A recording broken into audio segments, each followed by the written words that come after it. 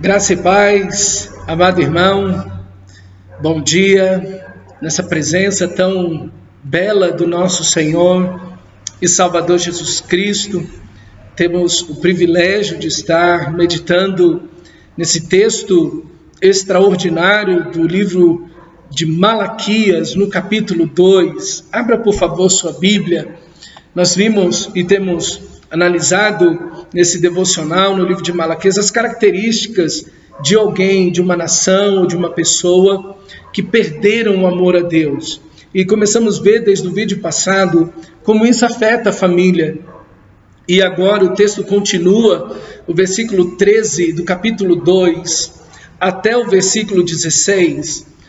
O Senhor continua falando e mostrando como essa frieza espiritual, esse abandono de Deus, da sua palavra, esse relacionamento evasivo, fugaz com o Senhor da glória, afeta a família. Vimos no vídeo passado como isso é um golpe naquilo que é o objetivo central de Deus para a família, isso é, que essa família tenha como centro de tudo a pessoa de Cristo, a glória de Deus, que Ele seja amado, honrado e exaltado, e que outras famílias que nasçam dessa família sejam famílias cristãs, porque os casamentos não estão sendo mistos, mas está se casando um cristão verdadeiro que ama a Deus com um outro cristão de verdade que ama o Senhor, o marido e a mulher, amando o Senhor e criando filhos que amam o Senhor para a glória dele. Então, aí nós vimos nesse vídeo passado isso, mas o tema continua no versículo 13, falando novamente e continuando a temática do casamento, da família. Eu vou ler na nova versão transformadora, na NVT, para que você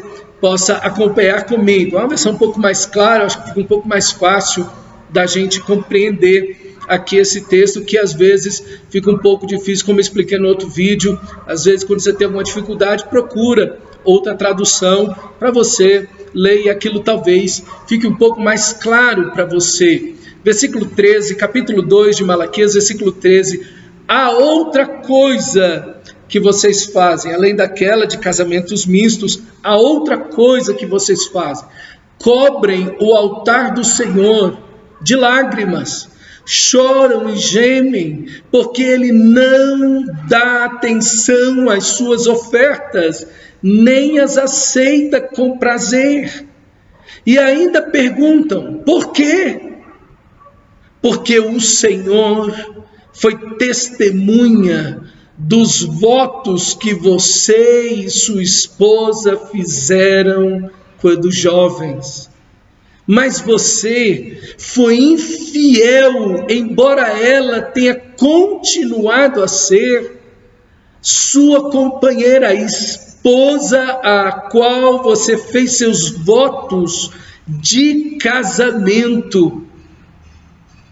Esse é o primeiro ponto que nós temos aqui nesse texto, mostrando que a outra atitude deles, além do casamento misto, é abandonar o casamento, é pedir o divórcio, é quebrar a aliança dos votos do casamento.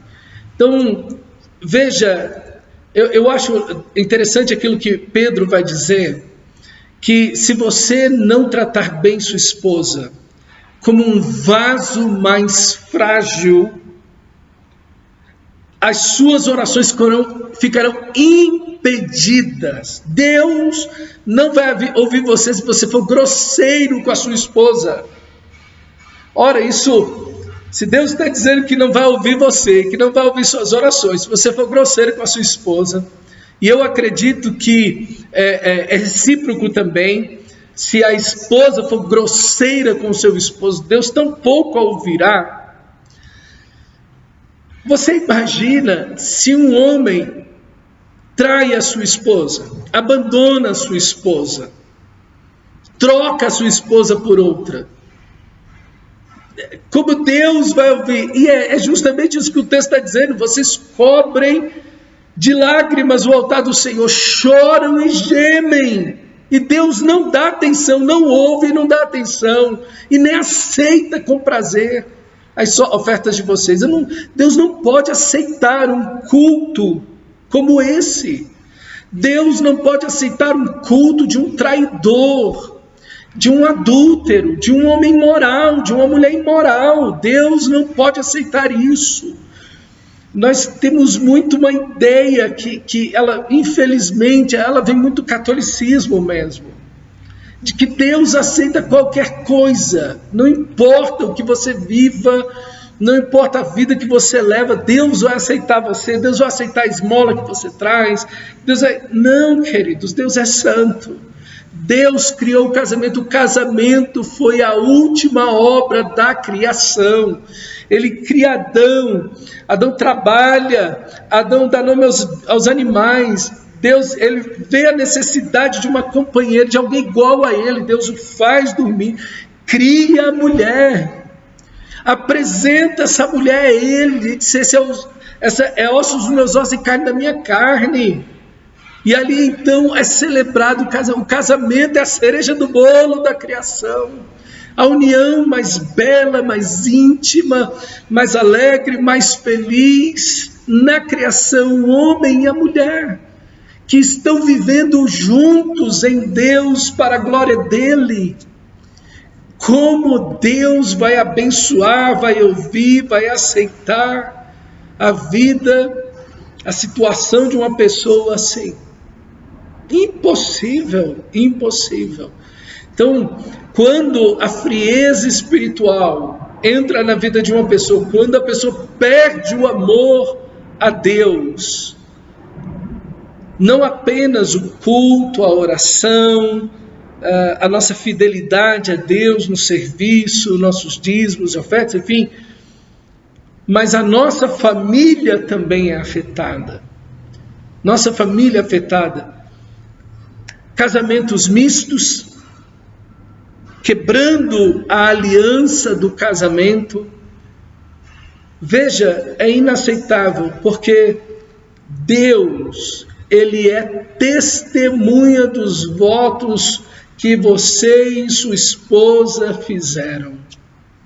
Ele é testemunha. A testemunha principal do seu casamento não foi sua comadre, seu compadre, a pessoa, o primo, o irmão, sei lá quem, vizinho, amigo. A testemunha principal do seu casamento foi o próprio Deus. Porque o casamento é uma criação de Deus. Família é uma criação de Deus. Então, não pode haver uma testemunha maior, não pode haver uma bênção maior do que a bênção de Deus. Vimos no vídeo passado que Deus jamais vai abençoar e aceitar e aprovar, porque é detestável a Deus, um casamento de um cristão com um não cristão. Mas aqui tampouco Deus vai aceitar o divórcio. Às vezes duas pessoas não cristãs, elas se casam e lá no meio do caminho uma delas se converte. A Bíblia vai falar disso lá em 1 Coríntios capítulo 7, que a mulher cristã santifica o marido não crente, que o homem cristão santifica a esposa não cristã, e os seus filhos, os filhos desse casal são santos ao Senhor, isso são consagrados a Deus, tem como possibilidade o conhecimento de Deus, a salvação. Aí é outra coisa, lá no meio do caminho do casamento, Deus salvou um dos cônjuges. Mas iniciar uma vida num casamento misto é totalmente errado. Tanto quanto o divórcio é errado diante de Deus. Então, veja, Deus, ele se coloca como testemunha, como aquele que abençoou, que aprovou aquela união, e agora, no caso aqui, os homens estão abandonando sua família, sua esposa, e nutrindo outros casamentos, outros relacionamentos. Não há bênção de Deus nisso. Não há bênção de Deus nisso. Deus, o divórcio não é solução de problemas. A solução é o arrependimento. A solução é Cristo ser o centro dessa família, desse relacionamento, da vida de cada um. Não é o divórcio a solução. O divórcio tem a única prerrogativa por Jesus, o adultério. Então, apenas aí é possível o divórcio. E sabe, irmão, ainda pode haver restauração, pode haver cura, pode haver perdão, é possível, mas existem casos que de fato não tem como. E outra possibilidade está lá no livro de 1 Coríntios, quando o não crente abandona a família. Ele vai embora, ele não quer viver com o cristão, ele quer viver a vida da gaiatada dele, abandona o cristão. Talvez, e aí o Dr. Shedd tinha essa possibilidade, ele disse que talvez tenha isso acontecido com Paulo. Quando Paulo é salvo por Deus, sua esposa talvez o abandona, o deixa, ou ele era viúvo, mas talvez uma das possibilidades seria essa, que ela o deixou, e então por isso ele permanece ali servindo ao Senhor. Enfim, Deus é o centro da vida de Paulo. Então ele perde, o Dr. Shedd vai dizer que ele perde, talvez ele tenha perdido a sua esposa para o Evangelho. Então isso também pode acontecer, mas aqui o que o texto está falando não é isso. É que o homem está abandonando sua esposa com que ele fez os votos. E as pessoas acham que Deus vai abençoar isso. Não, Deus não vai abençoar isso. Não a bênção de Deus. E aí Deus vai mostrar o conceito bíblico, o próprio conceito dele do casamento. Versículo 15. Acaso o Senhor não o fez um só com sua esposa? Em corpo e em espírito vocês pertencem a Ele, a Deus. E o que Ele quer? Que dessa união Deus quer filhos dedicados a Ele. Portanto, guardem o seu coração, permaneçam fiéis à esposa da sua mocidade. Então, aqui está o propósito de Deus para o casamento, aqui está o propósito de Deus para a família, que Deus os fez um. A você e a sua esposa, cumplicidade, amor, amizade, sofrendo juntos, alegres juntos, levando na vida os momentos fáceis e difíceis, essa intimidade, essa alegria, esse dividir a vida, esse conhecer um ao outro, esse tornar-se cúmplice, esse relacionamento de amor e amizade profundo, intenso, que supera qualquer relacionamento humano que tenhamos. Por isso que o próprio Adão, entendendo isso, ele diz, e aí está o princípio: deixará o homem seu pai e sua mãe, unir-se-á sua mulher, e serão os dois uma só pessoa. O casamento deve ser uma união que está acima, inclusive, do relacionamento pai-mãe. É uma intimidade, é um conhecimento, é um relacionamento que supera todos os relacionamentos humanos. Só existe um relacionamento que está acima do casamento: é o relacionamento com Deus. O relacionamento com Deus é o que está acima de tudo nessa vida. Abaixo do relacionamento com Deus, abaixo da pessoa de Deus, está o cônjuge. Então, é isso que Deus deseja com o casamento. Que coisa linda! A saúde da sociedade, a saúde da igreja está nesse casamento, onde Deus é o centro desse casal, da vida deles, do relacionamento deles. Eles vivem para a glória de Deus, e como o texto diz, que criem filhos dedicados a Deus. Isso é, esse amor que eles têm por Deus, ele é transmitido aos seus filhos. Essas crianças nascem e crescem num casamento onde Cristo é o centro, com valores cristãos, com relacionamento de fato cristão, e esses filhos vão gerar novas famílias que vão engrandecer, glorificar a Deus, nutrindo casamentos cristãos,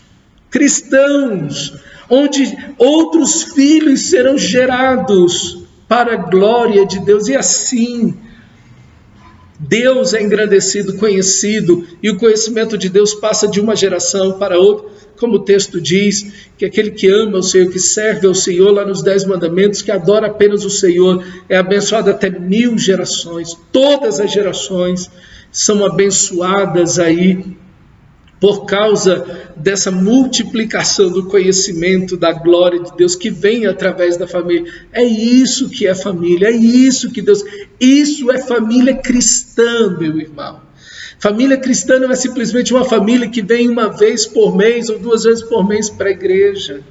Família cristã é de fato, casamento cristão é de fato aquele que Cristo é o centro, onde a oração, a leitura da palavra, amor a Deus, isso é uma coisa diária, onde as decisões, a conduta, o caminho que esse casal, que essa família segue, é todo pela palavra de Deus. Isso é família cristã. Família cristã não é uma família que de vez em quando vai na igreja e tal, não, isso daí não é família cristã. Família cristã não é apenas uma família que conhece a Bíblia. Se eu ouvir falar, meu filho conhece as histórias bíblicas. Não, isso não é uma família cristã. Uma família cristã é uma família que vive segundo as Escrituras Sagradas, amando ao Senhor da glória, vivendo um relacionamento diário de amor, paixão e obediência ao nosso Deus. Isso é uma família verdadeiramente cristã. Isso é uma família cristã.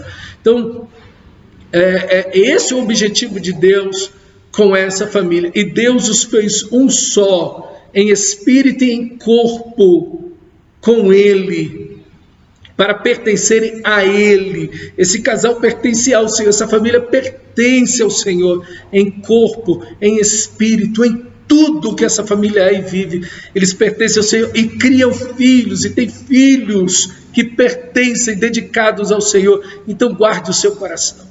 Meu irmão, aqui está um alerta, guarde o seu coração.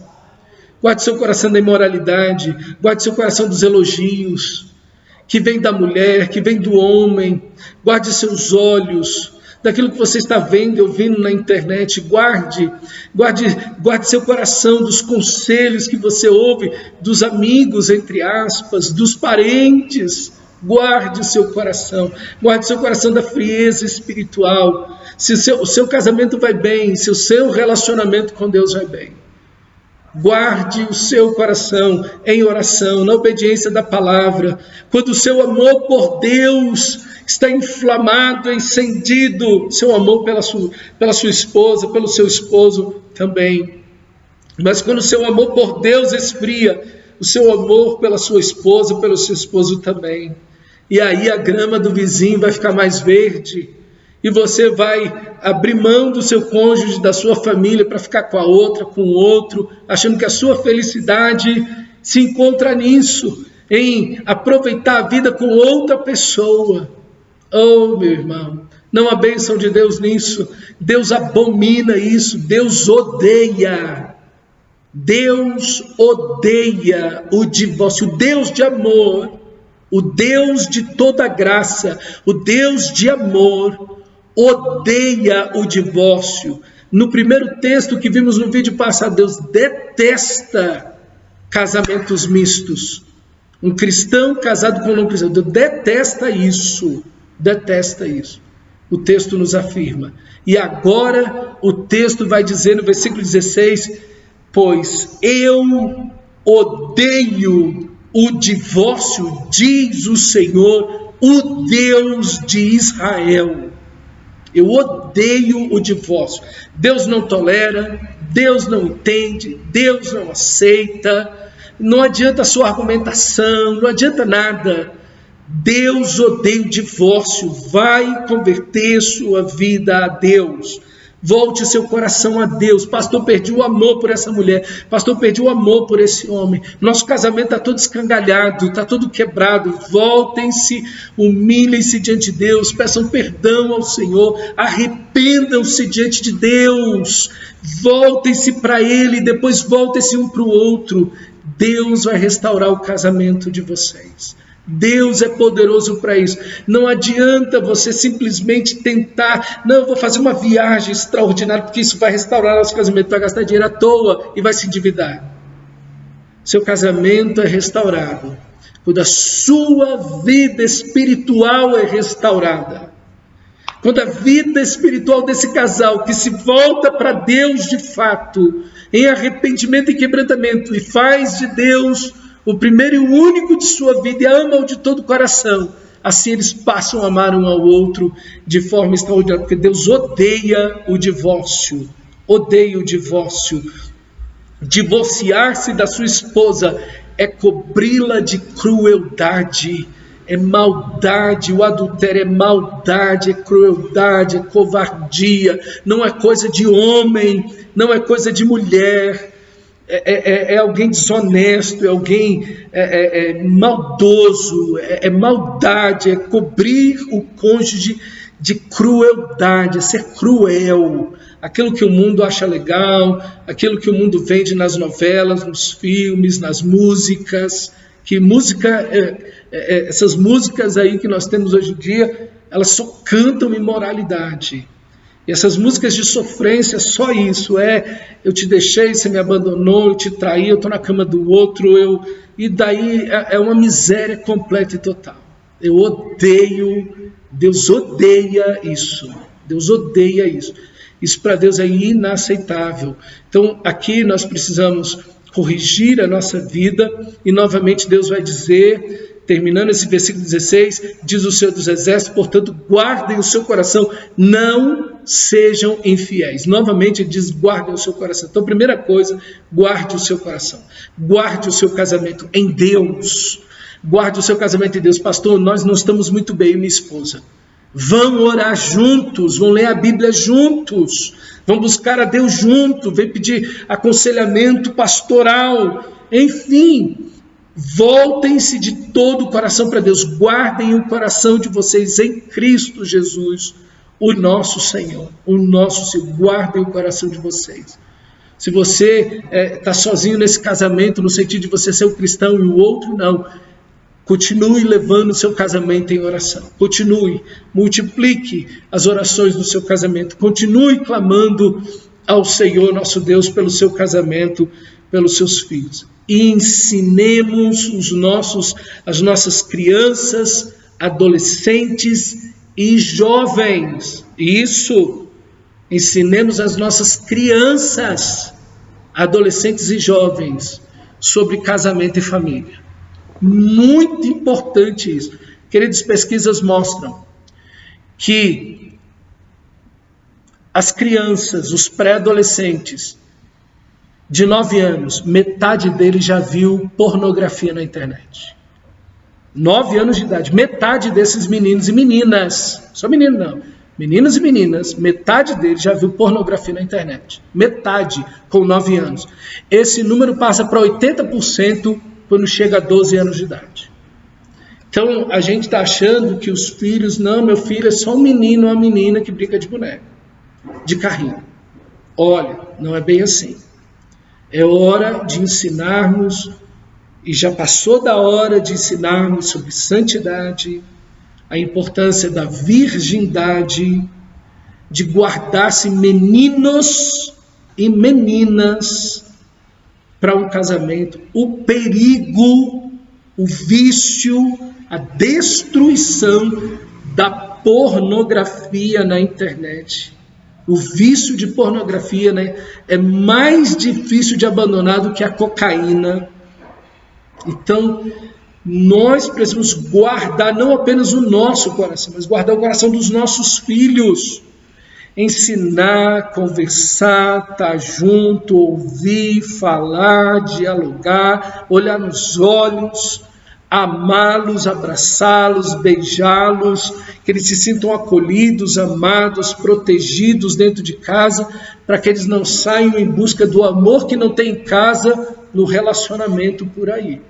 Então é hora de você parar, guardar o seu próprio coração, guardar o seu casamento, olhar para uma vida, para uma família cristã, de verdade, de verdade. Não é somente a ideia de que não, nós somos cristãos porque a gente de 15 em 15 dias vai na igreja.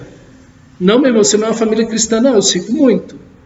Se não está tendo oração nessa casa, se não está tendo meditação na Bíblia dentro dessa casa, se vocês não estão filtrando e vivendo tudo pela palavra de Deus, vocês não são uma família cristã. Se não está vendo amor a Deus dentro dessa família, por Deus, de verdade, não é simplesmente aquela coisa, nós somos cristãos, eu nasci num lar evangélico, e eu já fiz isso na igreja, já trabalhei na igreja, Isso daí, irmão, nada é a mesma coisa. Sinceramente, isso aí é só uma tentativa de tirar um peso da sua própria consciência. Seja verdadeiro. Olhe para a sua vida e para a sua família e veja se ali se tem realmente de fato uma vida cristã, um cristão verdadeiro, pessoas que estão amando a Deus e vivendo para a glória de Deus, em santidade e obediência à palavra. Se não, procure ter uma família cristã, orando por isso, voltando sua vida para Deus e então toda a sua família. E que vocês possam ensinar os seus filhos, vocês possam amar os seus filhos e viver para a glória deles. É um grande desafio. É um grande desafio. Aqui está um golpe na igreja. Aqui está um golpe na igreja. Essa geração de adolescentes é a geração mais inclinada ao ateísmo de todas as outras. Essa geração de adolescentes que nós temos e de jovens é a geração mais inclinada ao ateísmo do que todas as outras. É a geração que vai ter os casamentos mais complicados do que todas as outras. E que vão gerar filhos mais complicados que todos os outros. Porque o índice de imoralidade cresce, eles têm múltiplos parceiros, eles são meramente religiosos, o centro da vida dessa geração são os prazeres, o consumo de drogas aumenta e cresceu drasticamente, o consumo de pornografia entre eles é altíssimo, altíssimo. Então você tem elementos que colaboram para eles serem completamente destruídos como indivíduo e terem relacionamentos completamente destrutivos. Proteja, guarde o seu coração, guarde o coração dos seus filhos. É hora de orar com eles, é hora de orar por eles, é hora de ter uma vida centrada em Deus mais do que nunca e dialogar e conversar e amá-los como eles precisam ser amados, como minha esposa diz. Amá-los como eles precisam ser amados. Que você viva isso em Deus, que você viva isso em Cristo. Guarde o seu coração, guarde a sua família, para a glória de Deus. E guarde-os em Deus. Em Deus. Que Deus abençoe você, que Deus abençoe sua família, que Deus abençoe seu casamento, que Deus abençoe os seus filhos e netos, para a glória dele. Deus te abençoe, meu irmão. Em nome de Jesus.